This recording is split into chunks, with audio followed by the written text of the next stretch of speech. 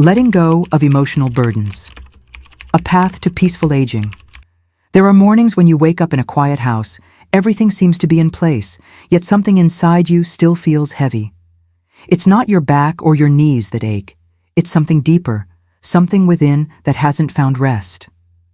Even after all the highs and lows, after a life filled with moments of joy and struggle, after decades spent giving your all to your children, your family, your responsibilities, and your love, some feelings remain untouched. Maybe it's an old regret, a word left unsaid, a wound no one ever knew about, or a lingering self-blame you've never been able to shake. Over time, these things quietly become a form of emotional baggage. You can't see it, but it's there, tucked into your heart, woven into your memories, hidden in the smallest corners of your mind. As you grow older, aging doesn't have to mean carrying all of this with you. Some burdens, if you allow yourself to lay them down, can create space inside you so you can finally exhale fully and freely. Today's message is an invitation to look inward and notice what emotional burdens you may still be carrying. Burdens that, after all these years, might finally be ready to be released, not to forget, not to ignore, but to forgive, soften, and let go, so that the years ahead don't keep stacking weight upon weight. If you've ever felt heaviness in your heart without knowing exactly why, or if you've caught yourself thinking, "I thought I'd feel lighter by now," stay with me. You may find something here that speaks to you as we explore 5 emotional burdens many of us carry into our older years.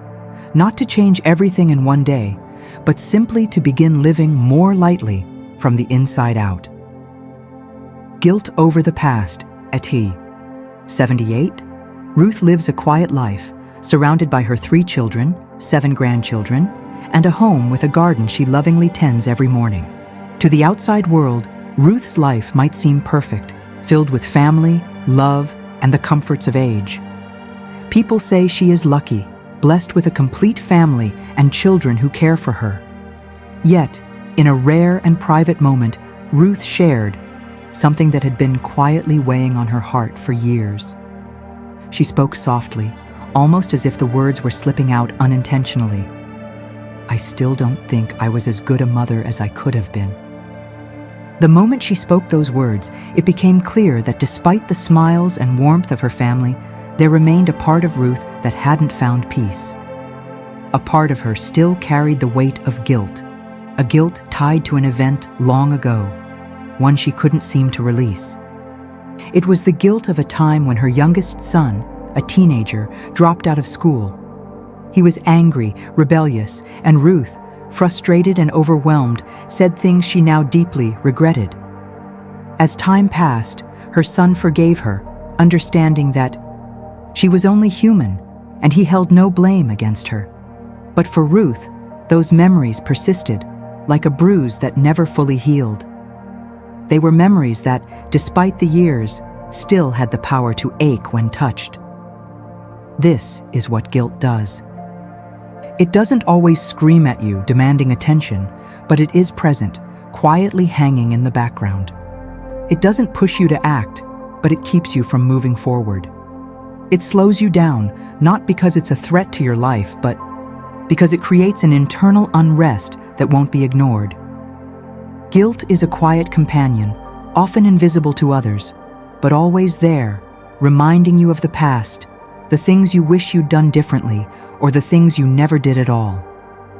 It lingers in the places you don't always notice, in the corners of your heart where shame, regret, and unresolved feelings quietly reside.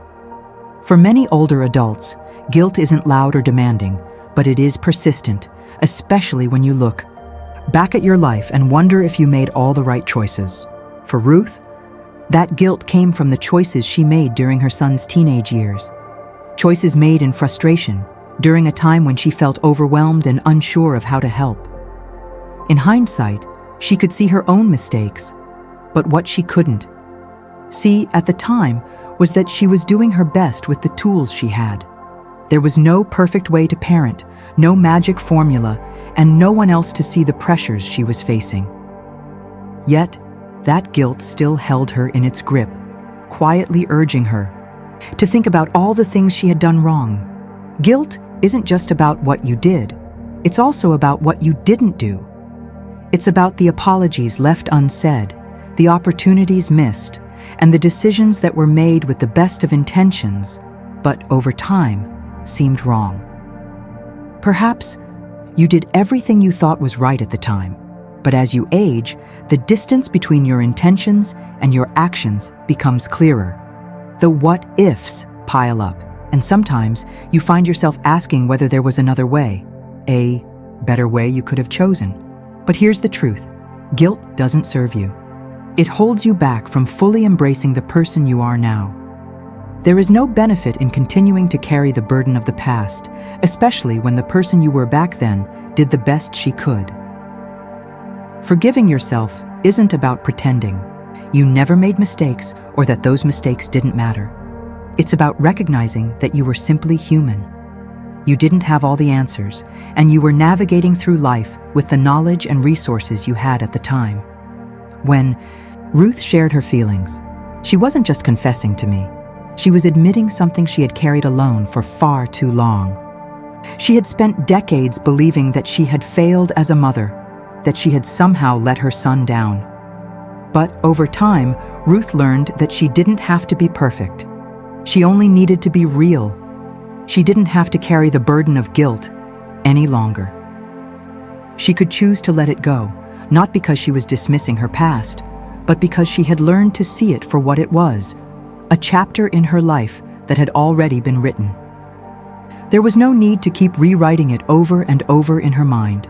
It wasn't easy, of course. Letting go of guilt never is. But Ruth began to realize that she could love herself in the present without constantly looking back with regret. She started to see herself not as a mother who had failed, but as a mother who had made mistakes, loved deeply, and did the best she could. She had provided what she could for her family, even when she didn't have all the answers. And in that understanding, she began to release the hold that guilt had over her heart. For anyone carrying similar guilt, there's an important lesson. To learn from Ruth's journey, you don't have to carry the weight of your past forever. It may be difficult to forgive yourself for mistakes you made, but it is not impossible. You may not be able to change what happened or undo the pain, but you can choose to let go of the emotional burden. You can decide that the person you were, back then, who did the best she could, deserves to be forgiven. When you make the choice to forgive yourself, something beautiful begins to happen. Your heart feels lighter, and you start to live more freely. You move from the heavy weight of the past to the lighter, more peaceful present. And when you return to the present, you realize that the things that really matter, love, connection, the possibility of new beginnings, are still very much alive. You may not have all the answers, but you have today. And today is all that really matters. Letting go of guilt is a powerful act of self-compassion. It's a way of telling yourself that you are worthy of peace, despite your mistakes. It's acknowledging that you did the best you could, even if it wasn't perfect. And once you've made space in your heart, you'll find that there's more room for love, for joy, and for living more fully in the present moment. Ruth has learned to live more gently, embracing the beautiful imperfections of her past and finding peace in the knowledge that she did her best.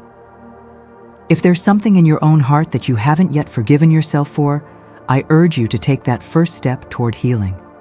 It won't be easy, but the freedom that comes with releasing those old burdens will allow you to live a life filled with more ease, more love, and more peace.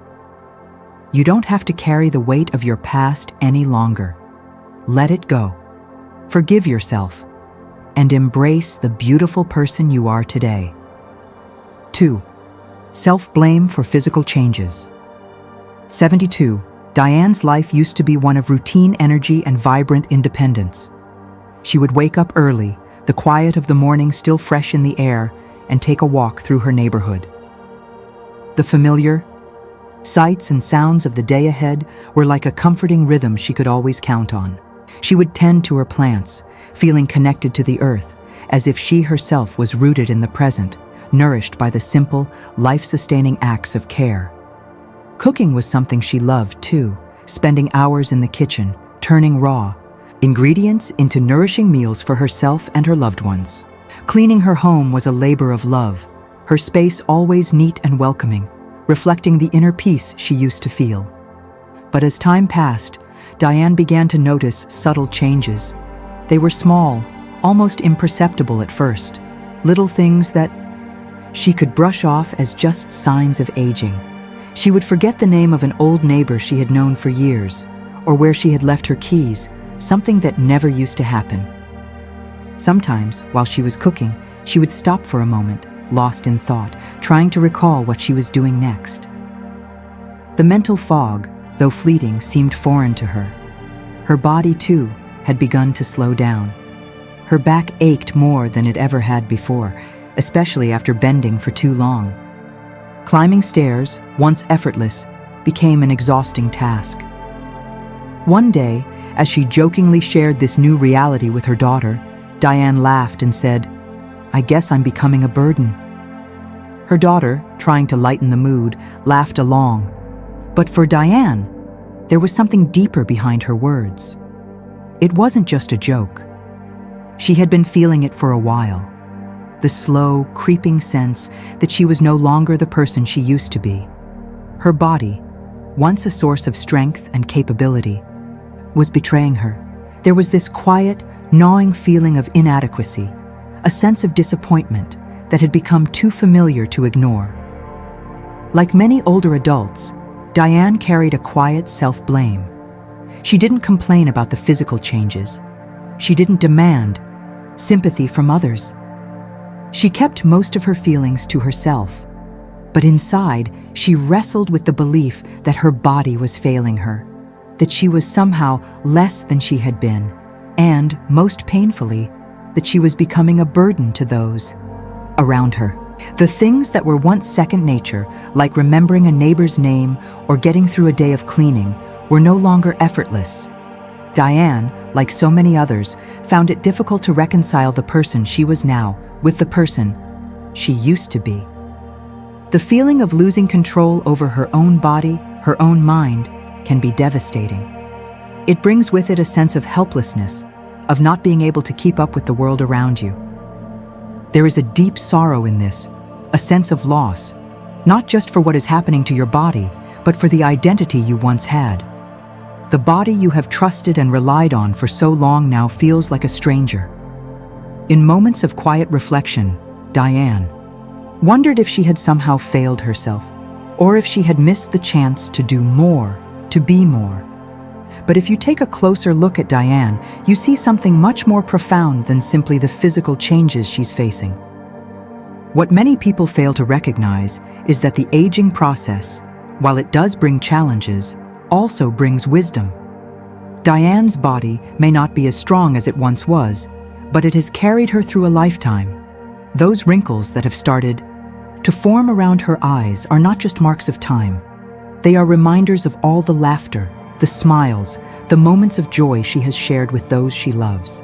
The gray hair that now frames her face is not a sign of weakness, but of survival, of a life lived fully and richly. Each ache, each moment of fatigue is a testament to the years of work, love, and care that Diane has put into the world. Diane's body, though aging, is still a marvel.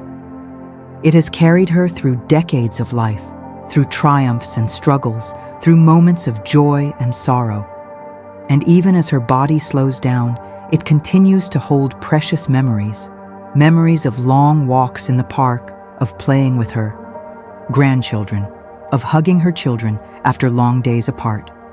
Those memories, even if they fade a little with time, are still hers to keep. Her body may not be able to do everything it once could, but it has earned the right to rest.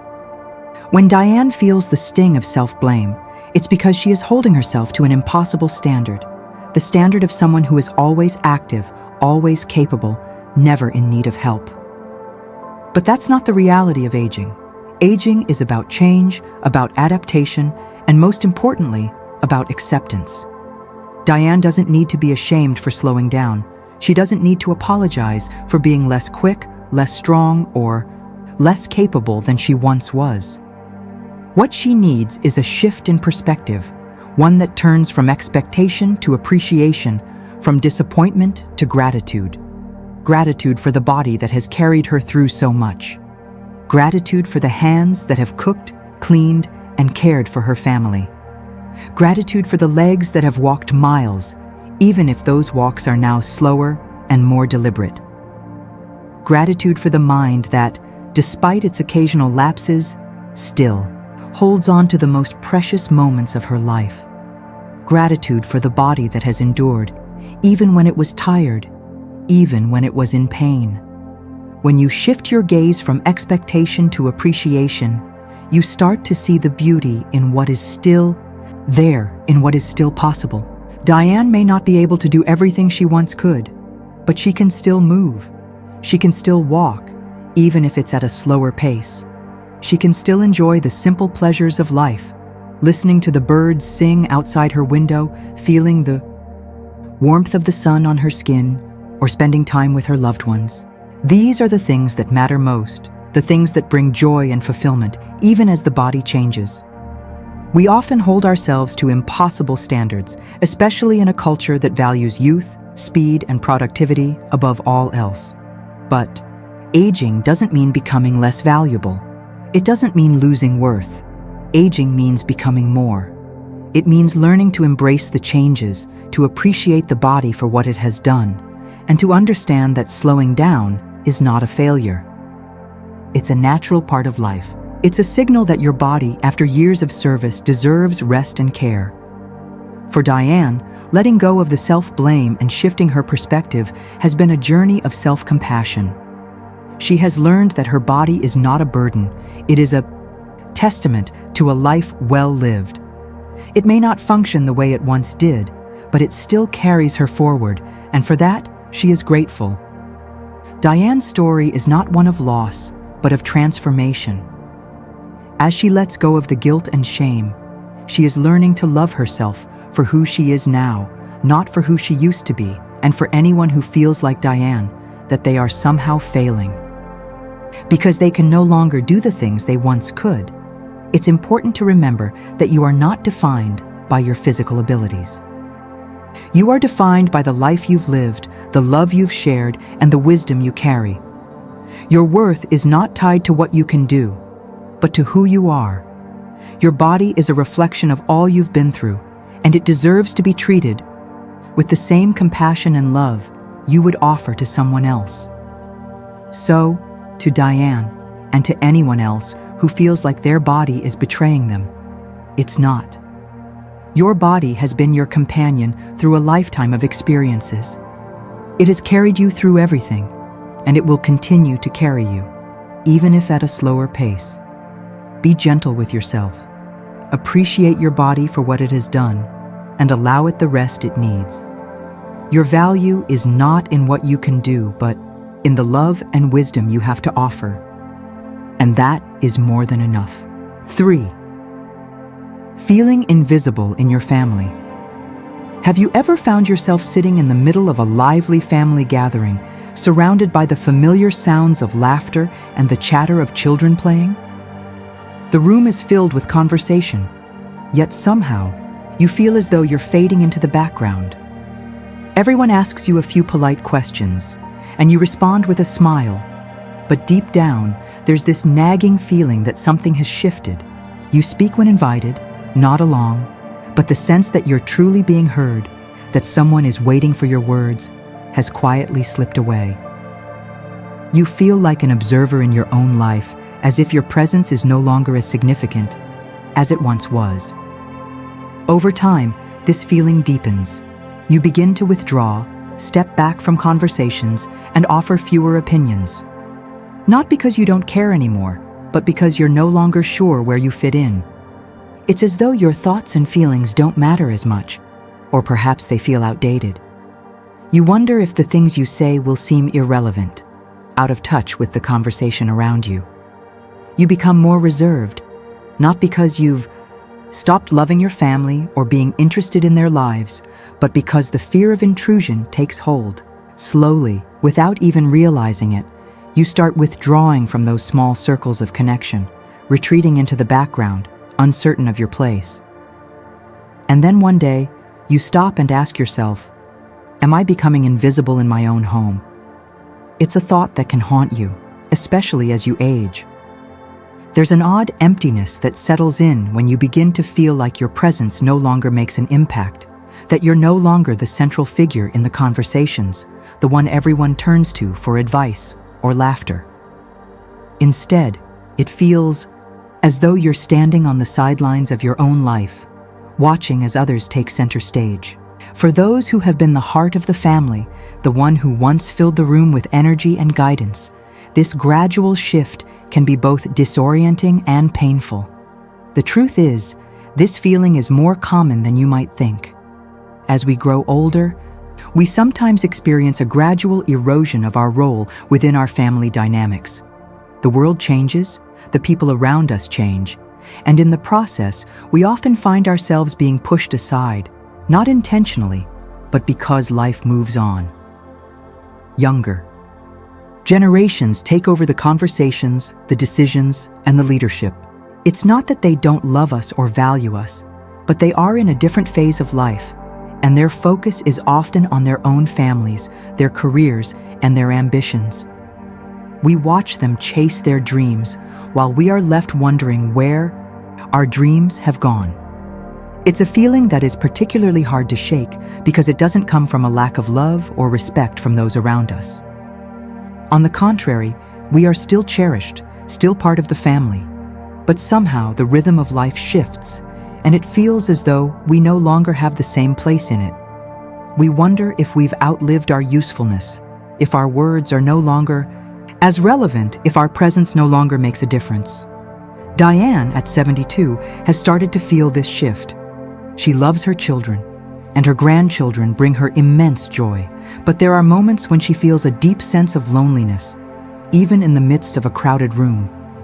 She feels as though she is fading into the background, watching her family's lives unfold around her, but never fully participating. It's not that she doesn't have thoughts to share or wisdom to offer. It's not that she doesn't still care deeply about her family's lives. It's that she is no longer the center of attention, and over time, this realization has made her question her place within her own family. For years, Diane was the one everyone turned to, the one who gave advice, who guided her children, who led the family with warmth and strength. She was the one who made everyone feel heard, loved, and cared for. But as the years have passed, Diane has watched as the younger generation has taken over those roles. Her children now have their own families to tend to, and her voice in family discussions has become less central. At times, it feels as though the space she once filled so easily has been taken up by others. This shift doesn't come with any animosity, and Diane knows this. She knows her family loves her, that they still want her around. But it doesn't stop the feeling of invisibility from creeping in. It doesn't stop the nagging thought that she no longer has the same presence in her own home. For Diane, the change has been gradual. It didn't happen overnight. At first, it was just a few missed moments, family gatherings where she felt more like an observer than a participant. Then, it became a bit more noticeable when the conversation seemed to move on without her. Input, when her opinions were no longer sought out, when her advice was no longer needed. And eventually, it turned into a quiet withdrawal, a feeling that she was fading away, that her role had diminished. It's easy to fall into the trap of thinking that being less visible means being less valuable. But the truth is, it's often in these moments of quiet reflection that we find our true worth. The reality is that you do not have to disappear to make space for others. It may seem like your presence is no longer as central as it once was, but that doesn't mean it is any less important. Your presence, your love, and your wisdom are still vital, even if they are no longer the focal point of every conversation. Sometimes, to be seen by others, you first have to see yourself again. You have to rediscover the value you bring, even if it isn't as overt as it once was. You don't need to be the loudest voice in the room or the one making all the decisions. The role you play in your family may look different now, but it is no less meaningful. Diane, for instance, may no longer be the one leading every conversation, but her quiet presence, her gentle wisdom, and her enduring love are still powerful forces within her family. They may not always be as visible as before, but they are no less important. If you are feeling like Diane, that your presence has dimmed in the home you once lit up, please know that you are not alone. This is a common experience for many as we age. It's natural to feel like your role is shifting, but that doesn't mean you are disappearing. You are still here, still contributing, still loving. The way you contribute may be different now, but it's just as meaningful.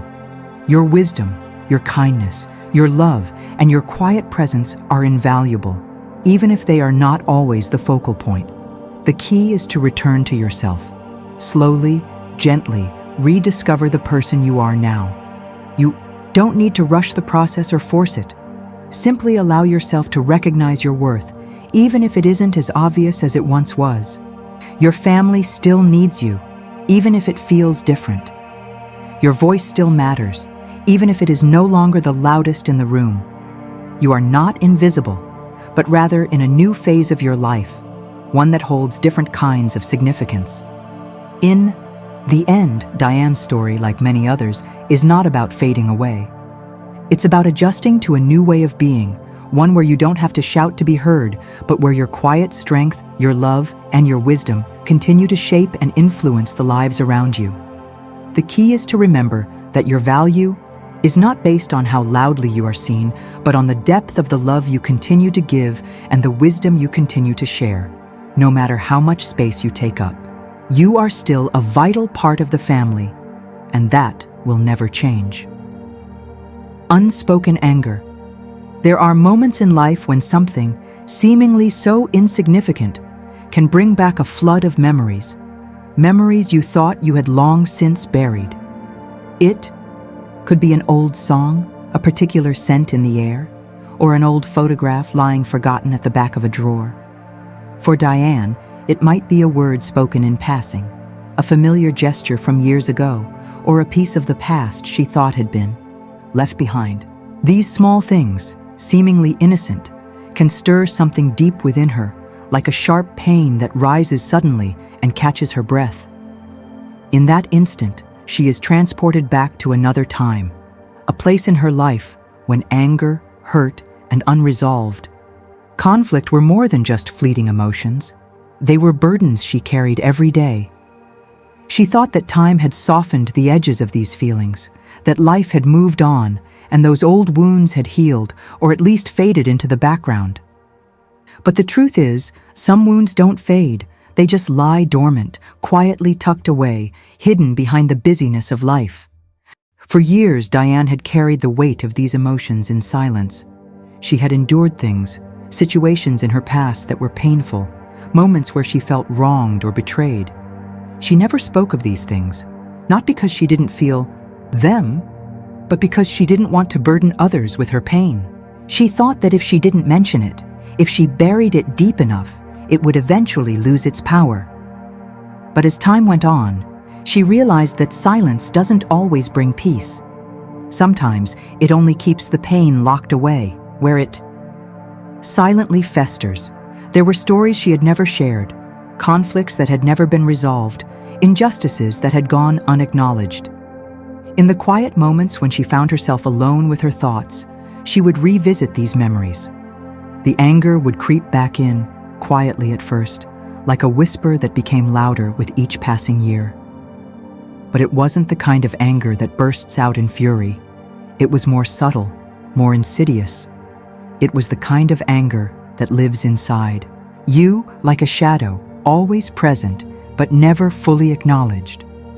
It's the quiet kind, the kind that doesn't demand attention, but that leaves a mark nonetheless. Diane had spent so many years suppressing these emotions. She had convinced herself that time had healed her wounds, that the passage of life had allowed her to forgive those who had wronged her. But the truth was, she had never truly let go. The anger lingered quietly beneath the surface, not as a violent outburst, but as a steady presence in the background of her mind. She had learned to live with it, to push it aside when necessary, but it was always there, just beneath her calm exterior. It's a strange thing, carrying silent anger. It doesn't make you weaker. It doesn't mean you haven't survived. On the contrary, it means you've endured. Diane had lived through many difficult moments, times when she felt betrayed, misunderstood, or treated unfairly. She had been strong enough to keep moving forward, to keep her head held high, despite the hurt she felt. But in doing so, she had also suppressed the very emotions that needed to be addressed. Over time, she began to understand that carrying this anger wasn't a sign of weakness. It was a sign of strength. She had lived through difficult times, had borne the weight of these emotions for so long, and yet she had kept going. That endurance, that capacity to keep moving forward in the face of pain, was a testament to her strength. But that strength over the years had turned into a kind of quiet sorrow. She had learned to live with the anger, to push it down, to pretend it didn't matter. But deep down, it still hurt. It still had its grip on her. What Diane came to realize eventually was that to truly let go of the anger, she needed to confront it. She needed to give herself permission to feel it, to acknowledge it, to let it rise to the surface so that it could finally be released. Carrying silent anger was not the same as living in it. She had learned to live with it, but that didn't mean it had to continue holding her in its grip. She could choose to let it go. Letting go of anger doesn't mean forgetting. It doesn't mean excusing the actions of others or pretending that the wrongs committed against you didn't matter. Letting go means releasing the hold that anger has over you. It means choosing to stop carrying the burden of someone else's actions, to stop allowing those past hurts to continue defining your present. For Diane, this realization was a long time coming. She had spent so many years thinking that silence was the way to deal with her pain, that ignoring the anger was the only way to move on. But silence doesn't bring peace. Silence keeps the wound fresh, keeps it alive. Only when she finally allowed herself to acknowledge her anger could she begin to heal. Healing doesn't happen overnight. It's not a quick or easy process, and it's not linear. There are days when Diane feels lighter, freer from the grip of her past, and there are days when the anger creeps back in, just a little, like a whisper in the back of her mind.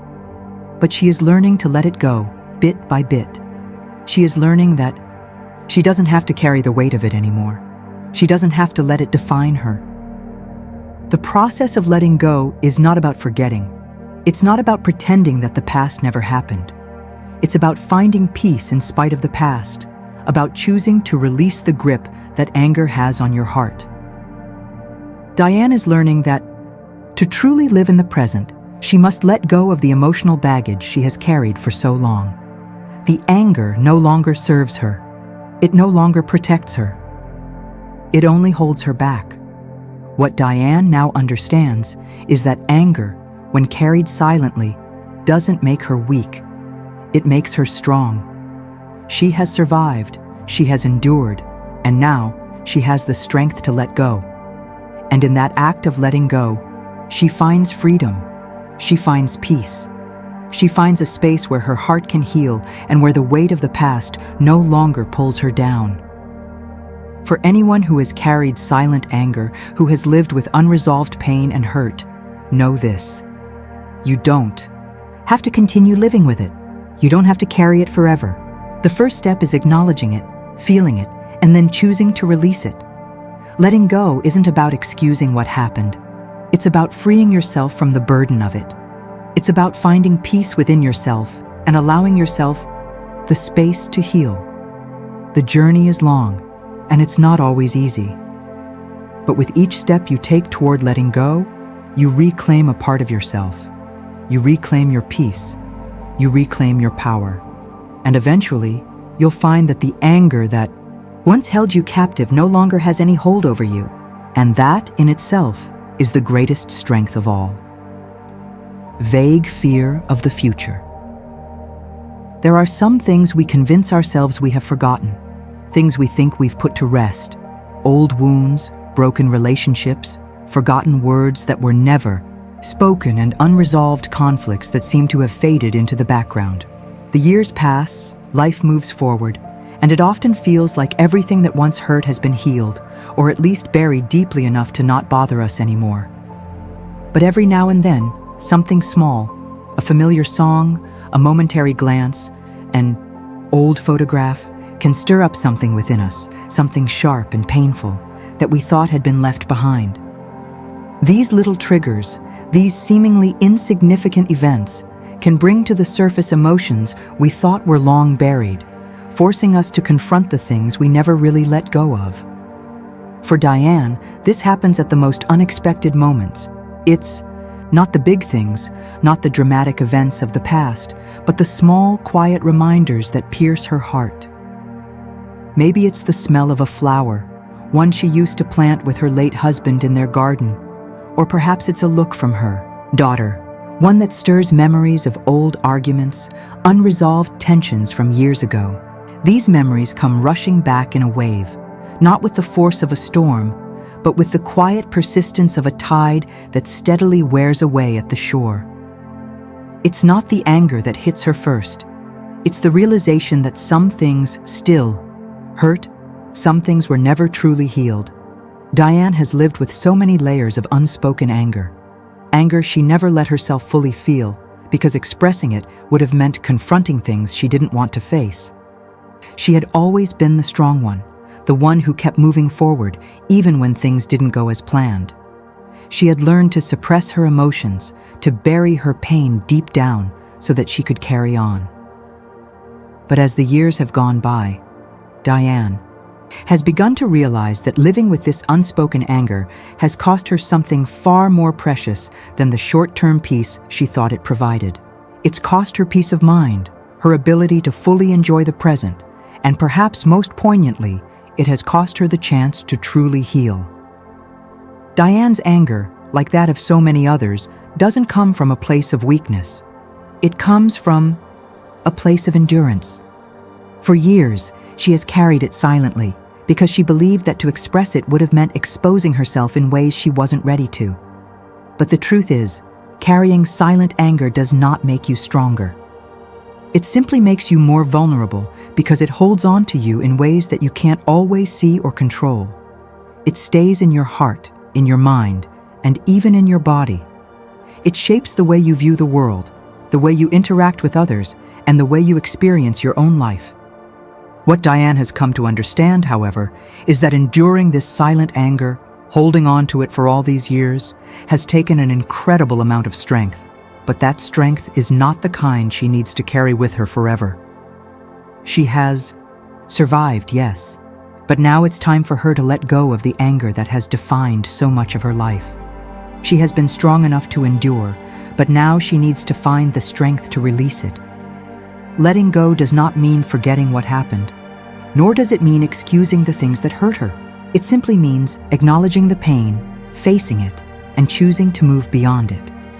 The truth is that when we carry anger in silence, we are not freeing ourselves from pain.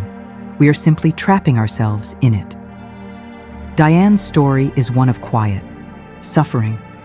She had been silent for so long, not because she didn't feel the pain, but because she feared that if she gave voice to it, it would consume her. She thought that if she just kept going, kept pretending that everything was fine, the anger would somehow fade. But it didn't. It remained in the shadows, waiting for the moment when a small reminder would bring it all rushing back. There is power in silence, of course, but there is also a deep cost. Diane had learned to be silent out of a sense of duty, out of love for her family, out of a belief that her emotions didn't matter as much as keeping the peace. But keeping the peace, at the cost of your own emotional well-being, is not a fair trade. Diane is now learning that she doesn't have to hold on to anger to protect herself. She doesn't have to carry that burden anymore. It's a difficult realization to come to, especially when you've spent a lifetime thinking that the only way to survive was to bury the emotions that hurt. For Diane, letting go of that anger doesn't mean giving up her strength. It means reclaiming it. Releasing the anger is not a sign of weakness. In fact, it takes a tremendous amount of strength to let go of something that has been a part of you for so long. It takes courage to acknowledge that the pain, the resentment, and the anger you've carried for years no longer serve you. As Diane reflects on her life, she realizes that she has carried the weight of unspoken anger for far too long. There were times when the anger was directed at others, moments when she felt betrayed or wronged, and there were other times when the anger was directed at herself. Anger over missed opportunities, over mistakes she couldn't undo. But now, she is learning that she doesn't have to keep holding on to it. It doesn't need to define her any longer. She has lived with it, survived it, but now she wants to live without it. The process of letting go is not instantaneous. It's a slow, gradual journey, one that Diane is taking one small step at a time. There are days when she feels lighter, freer, and there are other days when the anger rises again, when the old wounds seem fresh and raw. But Diane understands now that this is a part of the healing process. She doesn't expect the pain to disappear overnight, but she does know that with each day, each moment, she is releasing a little bit more of the burden she's carried for so long. The beauty in Diane's journey lies not in forgetting or erasing the past, but in choosing to move forward despite it. She is learning that she doesn't have to carry the weight of those past hurts anymore. They no longer define who she is or how she interacts with the world. Diane is rediscovering herself, not through the lens of anger, but through the lens of healing, of release, and of acceptance. To anyone carrying silent anger, to anyone who has lived with unresolved conflicts and unspoken pain, Diane's story is a reminder that it is possible to let go. You don't have to carry the weight forever. You don't have to endure the silence. You can choose to release the anger, to free yourself from the past. It won't be easy and it won't be quick, but it is worth it. And in that release, you will find a peace you didn't think was possible. Diane's strength in the end will not be measured by how long she held on to the anger, but by how bravely she let it go. And in that letting go, she will find herself whole and free in ways she has not known before. The journey shared through Diane's story is one of profound self-discovery and healing. It reminds us that the weight of unresolved anger, unspoken grief, and past wounds can stay with us for far longer than we realize, affecting not only our hearts, but also the way we live our lives. Diane's courage to confront her silent pain teaches us that true strength lies not in suppressing our emotions, but in embracing them with the intention to heal. We all carry burdens, some heavier than others, but it's in the choice to let go and move forward that we reclaim our peace and power. Diane's story serves as a powerful reminder that releasing the past doesn't make us weak. It sets us free. The lessons here are clear. Silence doesn't always bring peace. Facing our emotions, no matter how difficult, is necessary for growth. And it's never too late to forgive, not just others, but ourselves. If Diane's journey has resonated with you and reminded you of your own capacity for healing, take that first step. Don't carry the weight any longer. If this story touched your heart, I invite you to subscribe to the channel and support us.